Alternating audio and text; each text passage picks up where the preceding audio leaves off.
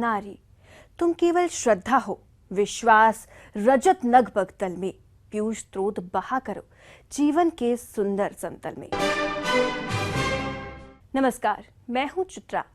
महिला दिवस पर हमारी इस खास पेशकश नारी तुम केवल श्रद्धा हो में आप सभी का स्वागत है। जयशंकर प्रसाद की कालजयी रचना कामायनी की ये बेहतरीन पंक्तियां शायद भारत में नारी की अहमियत को बखूबी बयां करती हैं। आज 8 मार्च है, यानी अंतर्राष्ट्रीय महिला दिवस। ये उन जुझारू और जीवट महिलाओं की स्मृति में मनाया जाने वाला गरिमा दिवस है जो काम के घंटे कम किए जाने के लिए संघर्ष करती हुई शहीद हो गई। इतिहास में महिलाओं द्वारा प्रखरता से दर्ज किया गया वो पहला संगठित विरोध था और इसके साथ ही 8 मार्च नियत हुआ महिलाओं की उस अदम्य इच्छा शक्ति और दृढ़ता को सम्मानित करने के लिए। वुमेन्स डे पर आज हम बात करेंगे ऐसी ही कुछ महिलाओं की जिन्होंने किसी न किसी क्षेत्र में बेहतरीन काम करते हुए अपने समाज और देश और प्रदेश का नाम रोशन किया है।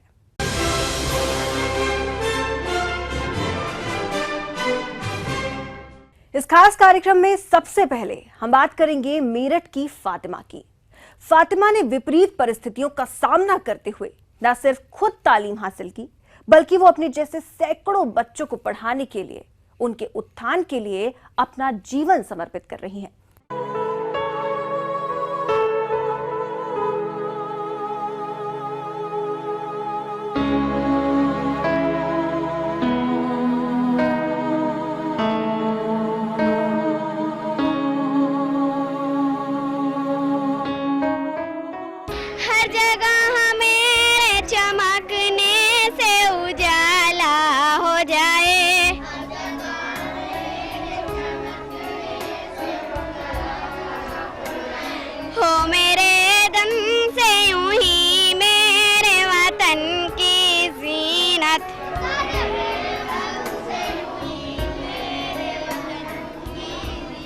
प्रार्थना कर रहे बच्चों के लिए ये केवल शब्द नहीं है, बल्कि वो इन शब्दों को जी रहे हैं।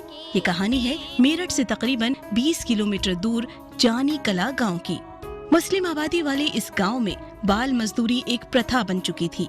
लड़कियों को स्कूल भेजना सपने सरीखा था, लेकिन कहते हैं ना कि एक दिया पूरे घर को रोशन कर सकता है।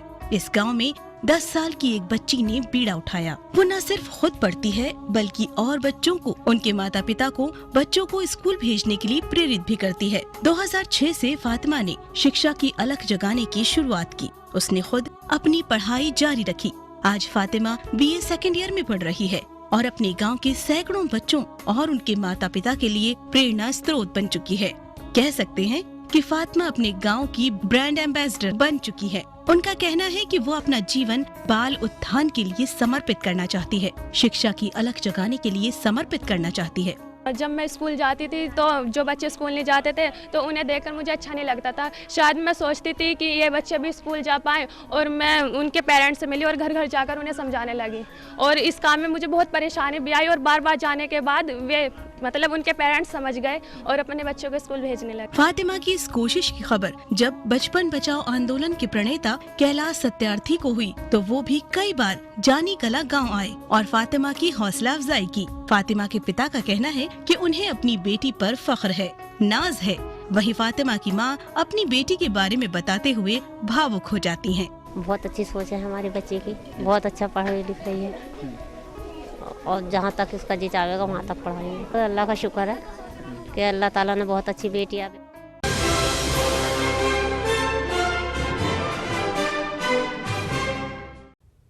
अब बात करते हैं बस्ती की अंजलि मल्लाह के बारे में। बस्ती के रानीपुरा की रहने वाली अंजलि मल्लाह ने अपने गांव को बदलने की ठानी। अंजलि ने गांव के विकास के लिए जो मुहिम छेड़ी, उस मुहिम में लगातार गांव की महिलाएं जुड़ती चली गईं। ये मुहिम थी गांव में शौचालय, शिक्षा और सड़क जैसी मूलभूत सुविधाओं की। देखिए यह स्पेशल रिपोर्ट।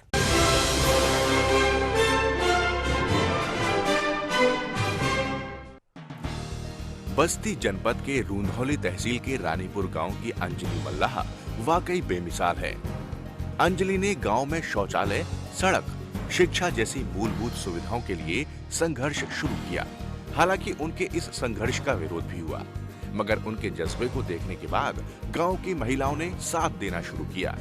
देखते ही देखते अंजलि ने एक आंदोलन खड़ा कर दिया, जिसका नतीजा ये रहा कि जिलाधिकारी ने मांग से ज्यादा शौचालय दे दिया। साधारण सी बात में एक महिला से बात की, जैसे मैंने बताया मेरी एक भाभी है, उन्हीं से मैंने बात की कि ऐसी बात है, सोचो अगर मतलब जाते आते हैं इधर उधर और घर में वो चीज़ हो तो कैसे। तो उन्होंने कहा पता नहीं कोई तैयार होगा कि नहीं तैयार होगा। तो उनसे मतलब बात हुई, तो 2 औरतों से फिर बात हुई, ऐसे फिर मतलब बात हुई। गांव के विकास के लिए अंजलि मल्लाह ने जब संघर्ष शुरू किया तो अंजलि के घर वालों और गांव वालों ने उनका पूरा साथ दिया। मैं लगता था अच्छा खासा कि ठीक हो, अपन मांगों का पता बन ही जाए, इसलिए अपन दौड़ो धूप बन जाएगा तो बढ़िया है। तो गवर्नमेंट देवे करी जब उसका चलत अभियान चलत है। अंजलि का सपना पुलिस में भर्ती होना था, जिसको लेकर वो रोज दौड़ती थी, लेकिन किस्मत ने साथ नहीं दिया और अंजलि पुलिस में भर्ती नहीं हो पाई। अंजलि ने कहा कि जब वो सुबह दौड़ने के लिए जाती थी तो लोग तंज कसते थे, जिसकी वजह से अंजलि रोज सुबह अंधेरे में उठकर दौड़ने लगी और उजाला होने से पहले ही वो घर आ जाती थी। लेकिन रोज रोज का ताना सुनकर अंजलि ने दौड़ को ही अपना करियर बना लिया। पहले बस्ती के हर्रैया से दौड़ने की शुरुआत की, फिर कुशीनगर, इलाहाबाद, पूना, लखनऊ के मैराथन दौड़ में अंजलि ने हिस्सा लिया। वहीं अंजलि के पति मनीष कुमार का कहना है कि वो अपनी पत्नी के संघर्ष में जितना हो सकता है साथ दे रहा है।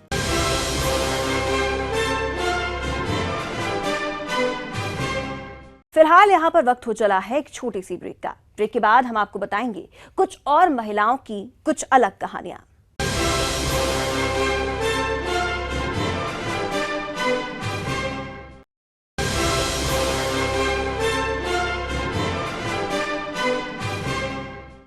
अब हम बात करेंगे लेडी सिंघम के नाम से मशहूर झांसी के महिला थाने की प्रभारी डॉक्टर रंजना गुप्ता की। वैसे तो अपनी 10 साल की नौकरी में रंजना ने तमाम उतार चढ़ाव देखे और ट्रांसफर और पोस्टिंग के दौर से भी गुजरी, लेकिन उन्होंने कभी अपने काम के स्टाइल के साथ समझौता नहीं किया।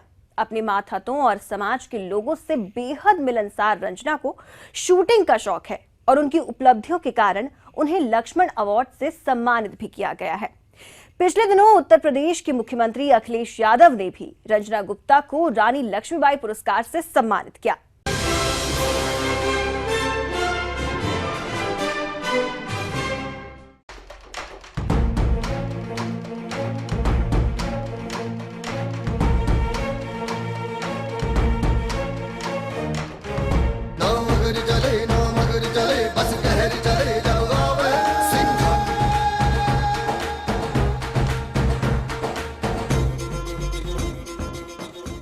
पुलिस की वर्दी के प्रति रंजना के मन में आकर्षण कॉलेज में पढ़ते समय ही पैदा हो गया था। हालांकि घर के लोग लड़की को पुलिस की नौकरी में भेजने को तैयार नहीं थे। घर वालों के कहने पर रंजना ने शिक्षा विभाग में नौकरी के लिए आवेदन किया और प्रवक्ता बन गई। लेकिन मन के किसी कोने में पुलिस की वर्दी पहनने की इच्छा जिंदा रही।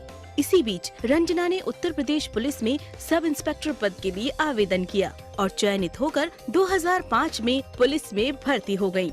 रंजना को सबसे पहली पोस्टिंग साल 2007 में बुंदेलखंड की बेहद खतरनाक समझे जाने वाले जालौन जनपद के आटा थाने में मिली। ये क्षेत्र अपहरण और डकैती के लिए उन दिनों बेहद कुख्यात था।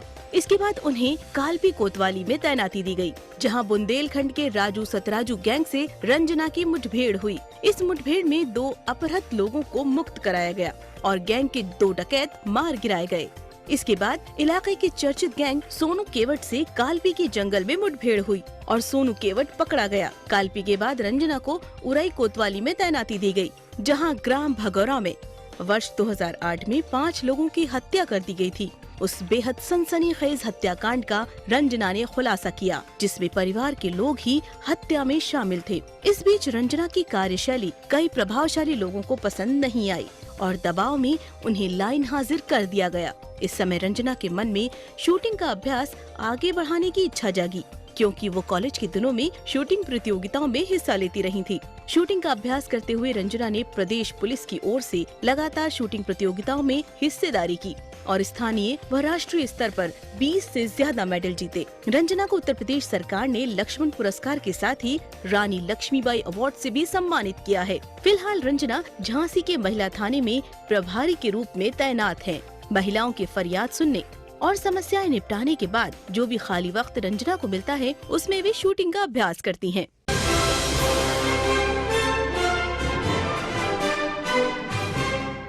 चलिए अब बात करते हैं 17 साल की इंटरनेशनल बॉक्सिंग चैंपियन आशा रोका की।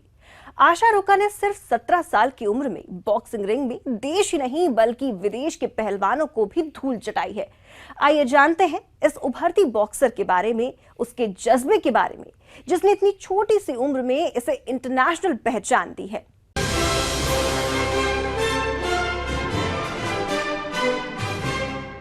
सब लोग सोचते हैं लड़कियां बॉक्सिंग नहीं खेल सकती, लड़कियां का फेस बिगड़ जाएगा, उनसे शादी कौन करेगा। ये कहना है एक 17 साल की इंटरनेशनल बॉक्सिंग चैंपियन विनर का। हम बात कर रहे हैं मध्य प्रदेश की आशा रोका की, जिन्होंने मात्र 17 साल की उम्र में बॉक्सिंग रिंग में देश ही नहीं बल्कि विदेश के पहलवानों को धूल चटाई है। आइए जानते हैं इस नन्ही बॉक्सर के बारे में, इसके जज्बे के बारे में, जिसने इतनी सी उम्र में इसे इंटरनेशनल पहचान दी। आशा रोका आज हमारे वुमेन्स डे की खास अचीवर हैं, जो इतनी कम उम्र में बहुत सी महिलाओं के लिए इंस्पिरेशन बन चुकी हैं। आशा ने इतनी कम उम्र में इतना कुछ पाया है कि इन्हें बहुत कुछ तो पता ही नहीं चला कि अवार्ड और ट्रॉफी के लिए भी बॉक्सिंग जैसा टफ गेम चुना जाता है। आशा ने तो बस अपने भाई को देखा बॉक्सिंग करते तो इन्हें भी जुनून सवार हुआ बॉक्सिंग का और शुरू कर दी अपनी प्रैक्टिस। इसके बाद तो आशा को जैसे पंख लग गए हों। प्रैक्टिस करते करते ही आशा ने स्टेट लेवल में ट्राई किया और चैंपियन बनी। इन्होंने गोल्ड जीता और बेस्ट बॉक्सर का खिताब भी। कहते हैं ना, हीरे की परख जौहरी को ही होती है। आशा को इनके कोच ने मोटिवेट किया तो आशा ने 3 ओपन नेशनल गोल्ड मेडल और इंटरनेशनल में गोल्ड और वर्ल्ड चैंपियनशिप में तीसरी रैंक पर रही। एक दिन समर कैंप चल रहे थे तो मेरा भाई घर से बॉक्सिंग सीखने आता था, तो मैं एक दिन ऐसे उसके साथ एकेडमी में बॉक्सिंग देखने के लिए आई थी कि क्या होता है बॉक्सिंग, कैसे करते हैं बॉक्सिंग, क्या है। तो यहाँ सर थे तो सर ने मुझे थोड़ी प्रैक्टिस कराई। मुझे पता नहीं था कि बॉक्सिंग क्या है। सर ने मुझे फर्स्ट टाइम देखा और प्रैक्टिस करा दी उन्हीं यहाँ के सीनियर दीदी लोग के साथ। तो सर को थोड़ा अच्छा लगा कि मैं यहाँ प्रैक्टिस करने के लिए आई हूँ, तो सर ने मुझे यहाँ बुलाया तो मैं एकेडमी ज्वाइन करी और मैंने बॉक्सिंग खेला। माँ हाउसवाइफ और पिता एक सरकारी नौकरी में।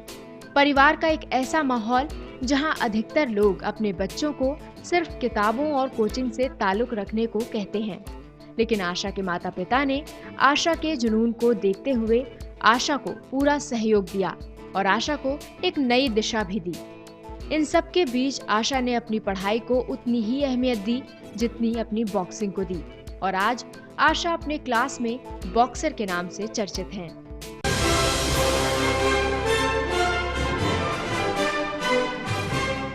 फिलहाल यहाँ पर वक्त हो चला है एक और छोटी सी ब्रेक का। ब्रेक के बाद हम आपको मिलवाएंगे झारखंड की स्टील सिटी की स्टील लेडी प्रेमलता अग्रवाल से।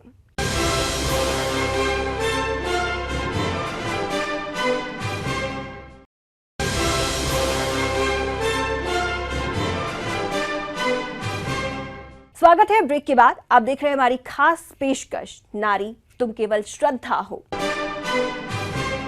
चलिए अब बात संगम नगरी इलाहाबाद की नेहा मेहरोत्रा की। जी हां, बात उस नेहा की जो अपने हौसले के दम पर ही आज उस मुकाम तक पहुंची है जहां पहुंचने के लिए आज के युवा सपने देखते हैं।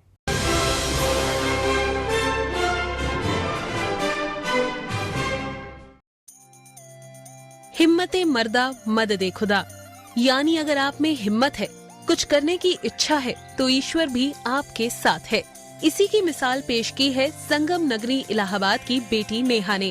जो बैठ जाएं हार कर, कह दो उन्हें ललकार कर, हिम्मत न हारो अब जरा, मेहनत करो मेहनत करो, मेहनत करो इनाम लो, इनाम पर इकराम लो, जो चाहोगे मिल जाएगा, मेहनत करो मेहनत करो, मेहनत झुकी जी तोड़ कर, हर शौक से मुंह मोड़ कर दोगे दम में फैसला, मेहनत करो मेहनत करो।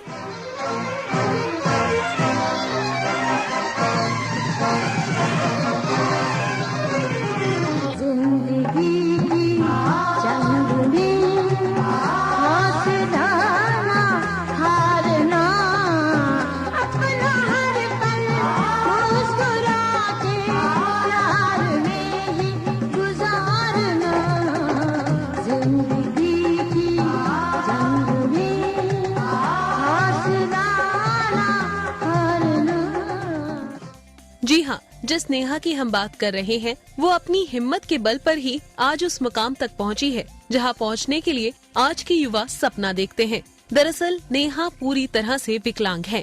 उनके शरीर का एक ही हाथ काम करता है।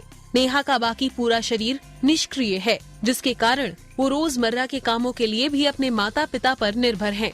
नेहा की जितनी उम्र है उससे ज्यादा उन्हें सम्मान मिला। यही नहीं, APJ अब्दुल कलाम से नेहा 8 बार मिल चुकी हैं। नेहा का सपना IAS बनकर देश की सेवा करना और देश से भ्रष्टाचार को दूर करना है। कभी भी अपनी डिसेबिलिटी को, अपनी परेशानियां सबके साथ आती हैं, लेकिन उनको किस तरह से पार किया जाए वो अपने हाथ में होता है। वो विल पावर है और कुछ नहीं है भगवान का। चाहती हूँ कि जो आजकल जो सुनने में बहुत आ रहा है कि करप्शन बहुत फैला हुआ है, मेरा ये मानना है कि करप्शन फैला हुआ है, उसको बोलने से अच्छा उस लाइन में जाके उसको दूर करने की कोशिश की जाए।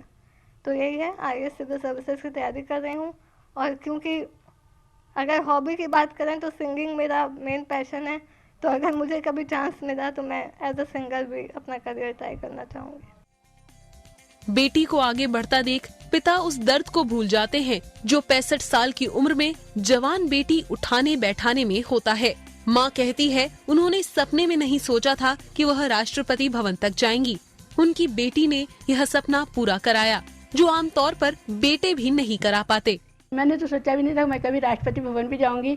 लोग बेटे होते हुए भी कभी नहीं जा पाते, बेटे भी इतना करके नहीं दिखाते जैसी हमारी इस नेहा ने करके दिखाया हम लोगों को। फिलहाल नेहा पोस्ट ग्रेजुएशन के बाद IAS परीक्षा की तैयारी कर रही है और उन्हें पूरा विश्वास है कि देश की सबसे प्रतिष्ठित परीक्षा वो जरूर पास करेंगी।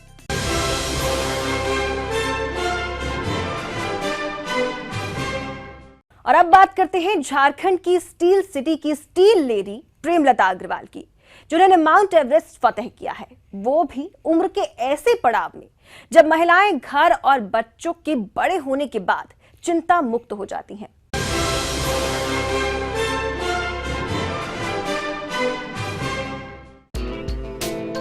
एक छोटी सी कहावत है, कौन सा पहाड़ चढ़ना है। जी हाँ, लेकिन यहाँ पहाड़ ही चढ़ा है और वो भी माउंट एवरेस्ट। झारखंड के स्टील सिटी जमशेदपुर की स्टील लेडी प्रेमलता अग्रवाल ने माउंटेन एवरेस्ट फतेह किया है, वो भी उम्र के ऐसे पड़ाव में जब महिलाएं घर और बच्चों के बड़े होने के बाद चिंता मुक्त हो जाती हैं। 48 साल की उम्र में प्रेमलता ने मई 2011 में भारत की ओल्डेस्ट माउंटेन क्लाइंबर के रूप में हिमालय की चोटियों पर तिरंगा लहराया। प्रेमलता न सिर्फ इस उम्र की पहली ऐसी महिला बनी जिन्होंने हिमालय की चोटियों पर तिरंगा फहराया, बल्कि झारखंड की भी पहली महिला थी जिन्हें ये गौरव मिला। 2 बेटियों की मां प्रेमलता को माउंटेनियरिंग की प्रेरणा बछेंद्री पाल से मिली और बछेंद्री पाल से ही इन्होंने माउंटेनियरिंग के गुर सीखे। इन्हें ये प्रेरणा उम्र के 37वें साल में मिली जब जमशेदपुर के माउंटेनियरिंग में भाग लिया और 3रे स्थान पर रहीं। वहीं से जैसे प्रेमलता के अरमानों को पंख लग गए हों। 2011 में माउंट एवरेस्ट जीतने के बाद प्रेमलता ने विश्व के 7 सबसे ऊंची चोटियों को जीतने का मन बना लिया। कड़ी मेहनत और ट्रेनिंग के बदौलत प्रेमलता के सामने विश्व में सबसे ऊंची पहाड़ की ये 7 चोटियां भी बौनी साबित हुईं। और एक बार फिर प्रेमलता देश की पहली महिला बनी जिन्होंने विश्व की 7 सबसे ऊंची पहाड़ की चोटियों को छूने का रिकॉर्ड अपने नाम दर्ज किया। Limca book of world records में नाम दर्ज करा चुकी प्रेमलता आज इस फील्ड में अपना करियर बनाने में इच्छुक लड़कियों को ट्रेनिंग देती हैं। इनके काम और जज्बे को सलाम करते हुए भारत सरकार ने प्रेमलता को 2013 में देश के सर्वोच्च सम्मान पद्मश्री से सम्मानित किया। प्रेमलता के मजबूत इरादों के आगे कभी इनकी उम्र आड़े नहीं आई। प्रेमलता की ऐसी ही सोच ने इन्हें आज विश्व में एक अलग मुकाम दिया है।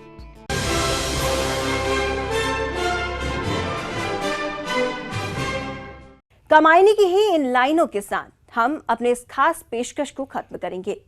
इस अर्पण में कुछ और नहीं, केवल उत्सर्ग छलकता है। मैं दे दूं और ना फिर कुछ लूं, इतना ही सरल छलकता है। दीजिए पूरी टीम को इजाजत। नमस्कार।